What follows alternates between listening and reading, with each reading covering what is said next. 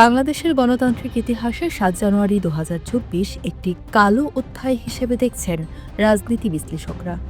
তাদের মতে প্রধান বিরোধী দলগুলোর বর্জন আর শাসকের একক আধিপত্যে অনুষ্ঠিত এই নির্বাচন ছিল কার্যত একটি আনুষ্ঠানিকতা মাত্র।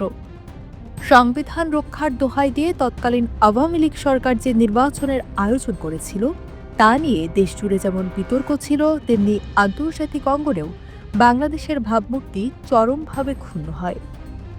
এটি ছিল এমন এক নির্বাচন যেখানে ভোটারদের অংশগ্রহণ নয়, বরং সরকারের টিকে থাকাই ছিল মূল লক্ষ্য।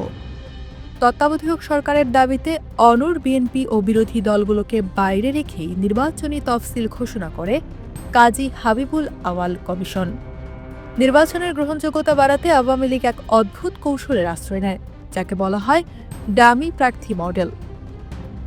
আওয়ামী লীগের মনোনয়ন না পাওয়া নেতাদের স্বতন্ত্র প্রার্থী হিসেবে দাঁড় করিয়ে দেওয়া হয়, যাতে ভোটারদের মনে একটি কৃত্রিম প্রতিযোগিতার আবহ তৈরি করা যায়। অথচ সাধারণ মানুষের কাছে এটি স্পষ্ট ছিল যে এই লড়াই আসলে নিজেদের মধ্যে নিজেদেরই নাটক। ২০২৪ সালের ৪ জানুয়ারি যখন চূড়ান্ত তালিকা প্রকাশ করা হয়, তখন ভোটার সংখ্যা ছিল প্রায় ১২ কোটি, কিন্তু ভোটের দিন দৃশ্যপট ছিল সম্পূর্ণ ভিন্ন। অধিকাংশ কেন্দ্র ছিল ফাঁকা, অলস বসে থাকা পোলিং অফিসার আর শাসক দলের ক্যাডারদের মহড়া ছাড়া সাধারণ ভোটারদের খুব একটা দেখা মেলেনি।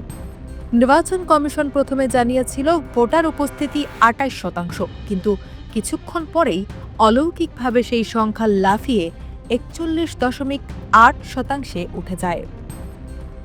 এই তথ্য বিভ্রাট প্রমাণ করে যে সংখ্যাতত্ত্ব নিয়ে কত বড় কারচুপি করা হয়েছে। মানুষের ভোটাধিকার হরণের মাধ্যমে নির্বাচন কমিশন মূলত একটি দলের আজ্ঞাবহ প্রতিষ্ঠানে পরিণত হয়েছিল। নির্বাচনের আগে থেকেই বিরোধী মত দমনে মরিয়া হয়ে ওঠে সরকার। হাজার হাজার নেতাকর্মীকে গণহারে গ্রেপ্তার করা হয়, সাজানো মামলায় সাজা দেওয়া হয় বিএনপির কেন্দ্রীয় নেতাদের। গণতান্ত্রিক স্পেস সংকুচিত করে এক শ্বাসরুদ্ধকর পরিস্থিতি তৈরি করা হয়।